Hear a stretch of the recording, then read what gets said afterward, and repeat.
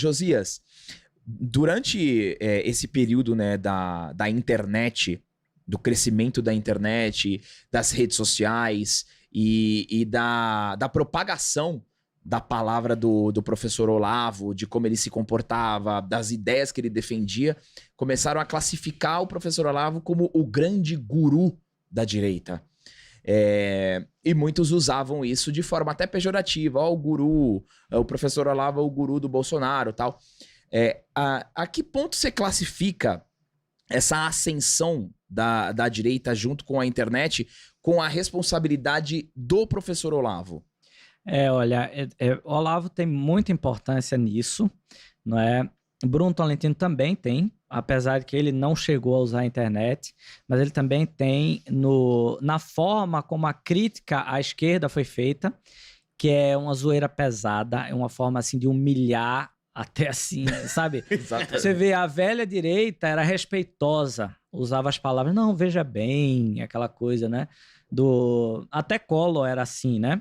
Então, você vê a coisa de ser escrachado, falar palavrão, esculhambar a pessoa, assim, no máximo possível, né? Então, isso aí é uma coisa que Olavo tem muita importância nisso. Mas veja bem, Olavo dizia que as coisas começam na poética e se degradam na política, né? Então, a cultura, ela tem uma capacidade de difundir ideias muito grandes. Então, Olavo, ele difundiu ideias, ele pegou muita coisa que ele veio do que ele tinha aprendido com grandes figuras do passado do Brasil, com aquelas grandes figuras da cultura, né? E ele chega e tem uma grande influência na internet, as pessoas começam a imitá-lo e esse fenômeno se degrada na política. Eu digo se degrada mesmo porque o governo Bolsonaro foi praticamente aculturado. Foi um governo sem cultura. Eu digo literalmente isso. Porque quem governou a cultura no governo Bolsonaro foi a esquerda através do Congresso. Foi a Lei Paulo Gustavo, né, e a Lei Aldir Blanc, que foram feitas com o dinheiro que Bolsonaro economizou. Então, ele decidiu não atuar na cultura. Entregou para um idiota chamado Mário Frias, que não entende nada. Então, a coisa começou como um movimento cultural de oposição ao establishment cultural da esquerda. Isso veio com Bruno Tolentino e Olavo de Carvalho. Então, e a coisa foi se difundindo até se degradar na política, né? Então, você vê que as pessoas... essas pessoas da internet, essas pessoas que estavam no governo Bolsonaro, muitas delas nem chegaram a ler os livros do Olavo, só conheciam os vídeos, só conheciam os posts na internet, entende? Então a coisa realmente decaiu muito, e eu acho que isso tem a ver também com Bolsonaro ter perdido a eleição. Então a cultura, ela tem uma capacidade muito grande de difundir ideias. Então, tem um filósofo chamado Arnildo Stein, um filósofo do Rio Grande do Sul, que estudou com Heidegger, que ele fazia uma comparação bem interessante. Ele dizia que a ciência, quando ela descobre uma coisa, o efeito é imediato. Então, por exemplo, quando se descobriu a fissão do átomo, né? A divisão do átomo, foi... já está ele aí. Quando se descobriu isso, já teve um efeito direto, que foi a descoberta da bomba atômica. Foi possível fazer a bomba atômica. E isso mudou a história do mundo, a história geopolítica, etc. As descobertas na filosofia, elas demoram muito a ter efeito, mas elas têm efeitos muito duradouros. Por exemplo, Kant, quando ele faz as suas descobertas na filosofia, ele não tem efeito na hora, mas o efeito dura até hoje.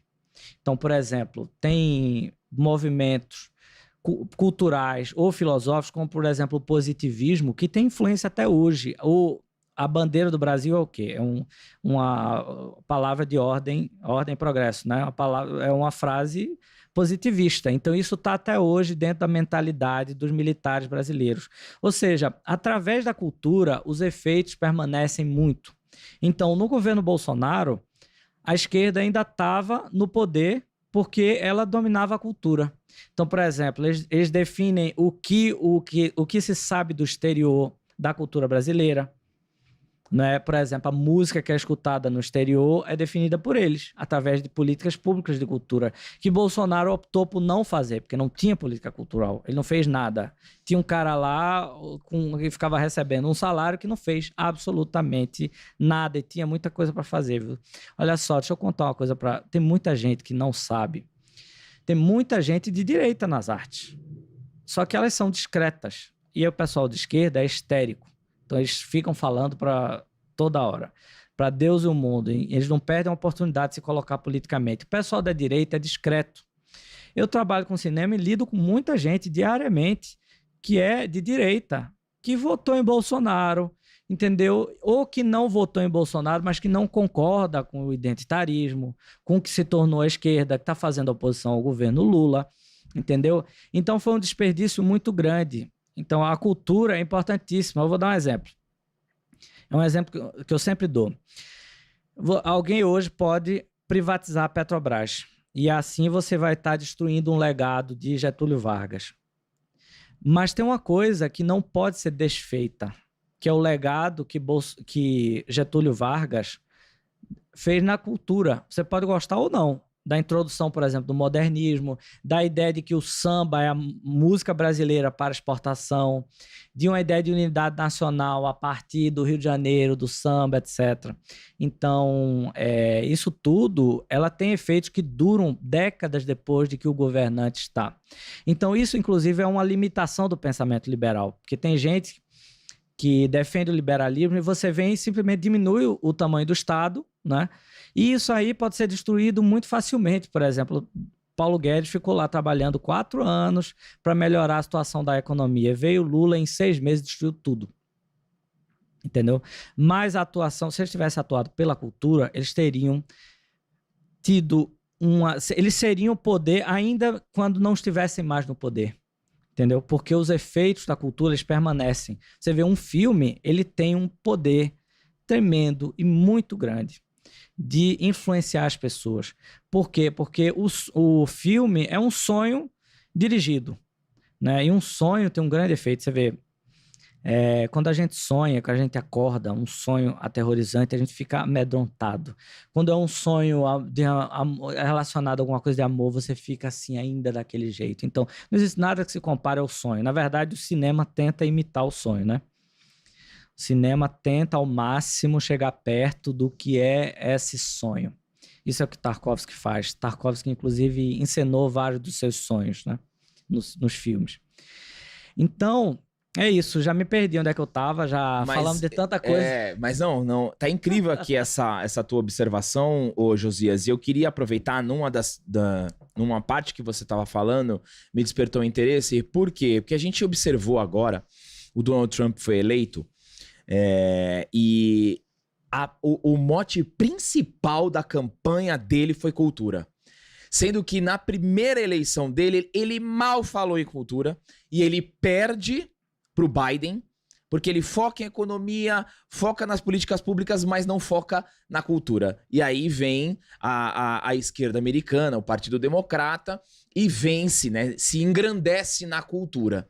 Eles tentaram se perpetuar, vindo com a Kamala, mas aí o Trump volta justamente focado em pauta de cultura, que é onde quebra completamente. Porque a Kamala vinha com o discurso woke e o Trump combatia com cultura anti-woke. E acabou vencendo nessa pauta. Tanto é que nos discursos dele, ele só focou em identitarismo, homens e mulheres, mérito e etc. E aí o Bolsonaro acabou perdendo de uma forma similar ao Trump. Ele foca em economia, um estado menos enxuto, menos ministérios e tal, mas a cultura ainda estava na mão da esquerda. Então, assim, pode ser que aconteça um movimento similar. Hoje a gente observa muito, né, os políticos de direita muito mais intensivos em pautas culturais. Você acha que para esta próxima eleição pode seguir-se este caminho que o Trump seguiu e aí a gente ter aí uma retomada, ou você acha que ainda é difícil? A cultura ainda está muito forte na mão da esquerda? Ah, sem dúvida, ótima lembrança sua. Eu acho que tem uma diferença muito grande entre Trump e Bolsonaro, e uma delas é essa atenção que ele dá à cultura. Você vê, ele vive cercado de artistas, Stallone, Mel Gibson, então ele convocou esses artistas, importantíssimos artistas, Exato. para serem embaixadores. John Voight. Então, você vê a diferença que é John Voight. Então, como é o nome daquele cantor que fuma muita maconha, que é aquele Snoop rapper? Dogg. Snoop Dogg foi lá, cantou cantou no como é que se diz, no lançamento, Comício?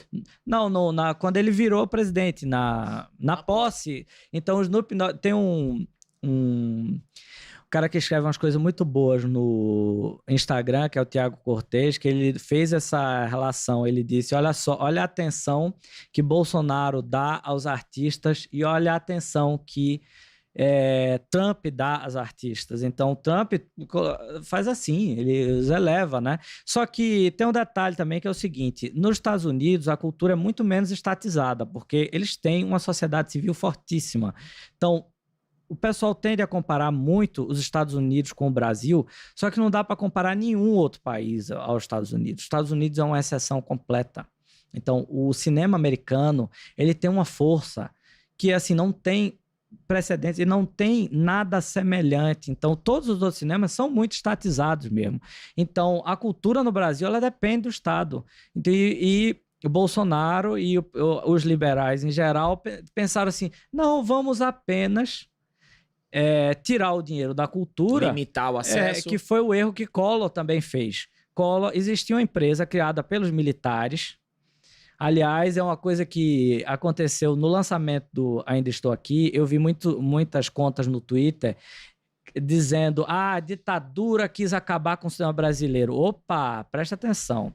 A ditadura, os governos militares criaram a Embrafilmes, que foi a principal empresa que fomentou o cinema brasileiro. Alguns dos mais importantes filmes brasileiros foram feitos pela Embrafilme, que foi criada pelos militares. Entendeu? Veio Collor e simplesmente destruiu a Embrafilme, acabou com a Embrafilme. E aí parou o cinema brasileiro. Então, é um problema muito sério, porque também com essa mentalidade liberal. Então, ele simplesmente cortou e acabou o cinema brasileiro. Alguns dos maiores cineastas brasileiros, como Arnaldo Jabor, que a gente conhece ele como comentarista, mas ele não é exímio cineasta. Pra você ter uma ideia, Fernanda Torres já tinha ganhado o prêmio de melhor atriz quando ela tinha, acho que 18 anos, num filme do Arnaldo Jabor, que é Eu Sei Que Eu Vou Te Amar, que é um lindo filme, inclusive. Então, o que é que acontece? Existe uma limitação nesse pensamento de simplesmente tirar o Estado da produção de cultura, que simplesmente acaba, entendeu? Então, o que poderia ter sido feito é usar o Estado para fazer coisas boas, para guiar, para fazer... E tem muita coisa que pode ser feita. Por exemplo, no governo do Estado de São Paulo, tem alguns bons exemplos aqui. Por exemplo, a Orquestra Sinfônica do Estado de São Paulo é fomentada pelo Estado. Né? Tanta coisa é feita pelo Estado. As orquestras brasileiras todas dependem do Estado, entende? Os museus brasileiros todos dependem do dinheiro do Estado. Então, Trump teve essa visão de chamar os artistas e de falar da cultura. Então, a cultura é o tema mais importante, porque toda a ação do homem é guiada pela cultura. Então, a gente age a partir do que a gente aprendeu ou a partir do que a gente viu das outras pessoas, a partir da mimes, né, da imitação, ou através de filmes, da literatura, do cinema. Então, quando um filme é lançado, é como jogar uma pedra num lago, ela vai difundindo aquelas ideias. Então, você vê o Jardim das Aflições, foi lançado em 2017, criou-se um modelo de crowdfunding que foi muito imitado a partir do Jardim das Aflições. Vários outros filmes se assemelham ou copiam o Jardim até hoje, né? Então está acontecendo uma coisa que eu noto os efeitos até hoje, né? De um filme, né? Então foi uma estética, uma certa forma de trilha sonora com música clássica, etc. Bem bonito isso. Pois é. Então, essa diferença é muito forte entre Trump e Bolsonaro, né? Então, e os Estados Unidos, eles têm a cultura, como a sociedade civil é muito forte nos Estados Unidos, então eles têm grandes produtoras como a Angel Studios, né? Eles têm grandes produtores de cinema, então tem toda uma estrutura de financiamento, de isenção fiscal para obras, né? Que inclusive o pessoal fala muito do financiamento de cultura no Brasil, mas olha só, o que o governo americano às vezes dá para um filme de isenção fiscal, dá para pagar o cinema brasileiro inteiro de um ano. Entendeu? Para você ver a proporção do que é o cinema brasileiro e o cinema americano. E as pessoas ficam comparando. No cinema americano não tem financiamento. Eu digo, sim, lá não tem, mas eles têm isenção fiscal, que às vezes dá muito mais de isenção fiscal do que o ano inteiro, ou 2 anos, ou vários anos do que é. Você vê, eu acho que um dos filmes mais caros do Brasil foi Ainda Estou Aqui. Sim. Que já é considerado o mais caro da história. Que estão dizendo, não teve Lei Rouanet, importante que se diga, não teve dinheiro do Estado, mas teve produtoras francesas, etc., que colocaram dinheiro. Mas você vê, é completamente fora do padrão do cinema brasileiro. Um filme brasileiro custa 2 milhões, um filme de baixo orçamento, ou 5 milhões, um filme de médio orçamento, mais ou menos. 10 milhões é um filme de grande orçamento. Ainda Estou Aqui é um filme que mais ou menos, né, dezenas de milhões de reais. Então é completamente fora da nossa realidade, né?